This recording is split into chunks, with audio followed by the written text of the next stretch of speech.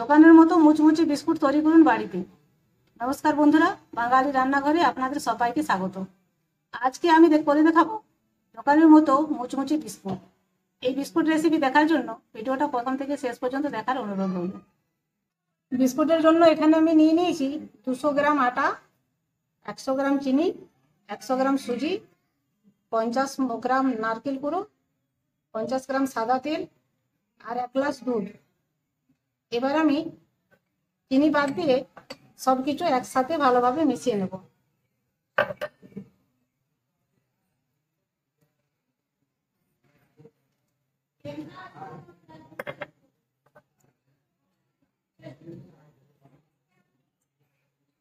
আর আটার মধ্যে আমি দিয়ে নিয়েছিলাম 1 চিমটে এলাচের গুঁড়ো ও 1 চিমটে নুন।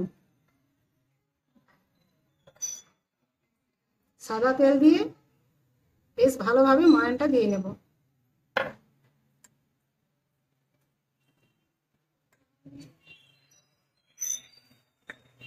এইভাবে খুব সুন্দর করে আমি সবকিছু একসাথে মিশিয়ে নেব। সবকিছু আমার বেশ ভালোভাবে মেশানো হয়ে গেছে, ময়ানটাও ঠিকভাবে দেওয়া হয়েছে। এবারে দিয়ে দেবো চিনি।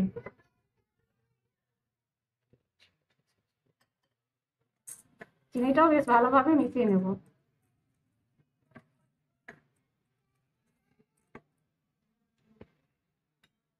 এবার একটু করে দুধ দিয়ে দিয়ে শক্ত শক্ত করে মেখে নেব।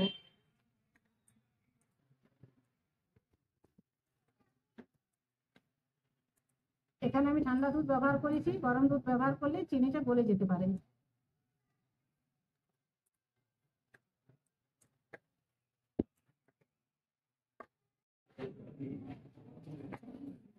মিশ্রণটা আমি বেশ ভালোভাবে মেখে নিয়েছি। এবার এর থেকে লেচি কেটে নেব।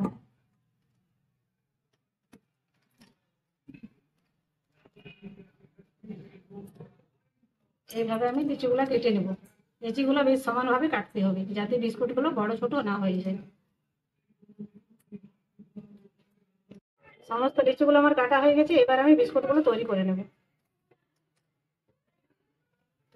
বিস্কুটগুলো তৈরি করতে প্রথমে এইভাবে একটা গোলাকার করতে হবে, তারপরে হাতের সাহায্যে চ্যাপটা করে ছুরি দিয়ে একটা ডিজাইন করার জন্য এইভাবে একটা শেপ দিতে হবে।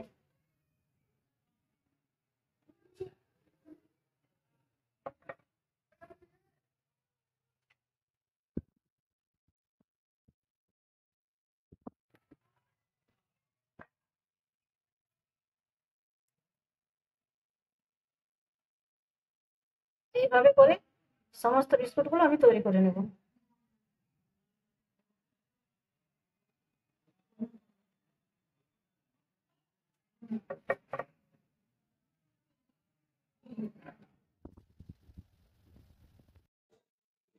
সমস্ত বিস্কুট আমি তৈরি করে নিয়েছি।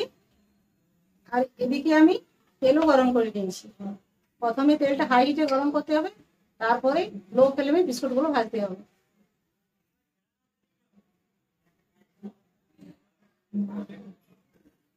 আঁচটা আমি কমিয়ে দিয়েছি। এবার বিস্কুটগুলো ভেজে নেব।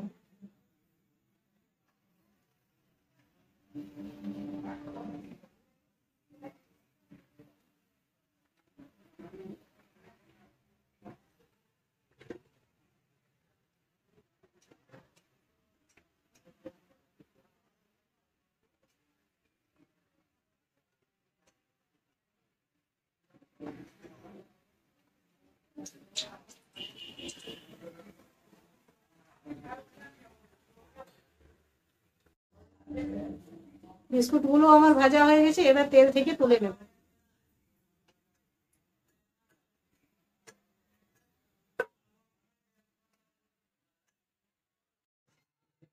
সমস্ত বিস্কুট আমার ভাজা হয়ে গেছে।